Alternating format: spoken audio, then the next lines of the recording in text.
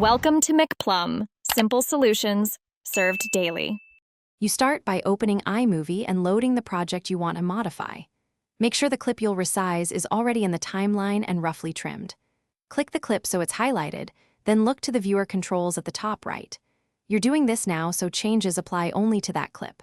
Once done, use the crop tool icon to access fit, fill, and Ken burns. These are the first actionable controls that change screen size. Now that the crop tool is open, decide how you want the image to occupy the frame. Choose fit if you need the whole image visible. Note you may see black bars when aspect ratios differ. Choose fill to scale and crop so the frame is fully covered. Be mindful of lost edges.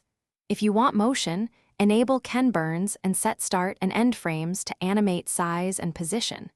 Make small adjustments and preview playback to confirm the visual balance. Finish by applying the crop and playing the segment in context so you see how the resized clip reads with surrounding shots.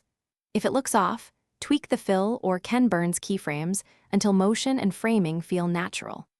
Export a short test file at your intended resolution to verify final screen size and quality. If you encounter pixelation or distortion, make sure you're using a high-resolution source. Reset crop and try a gentler scale, or re-import the original clip to preserve image quality. Thanks for watching. Stay juicy and subscribe.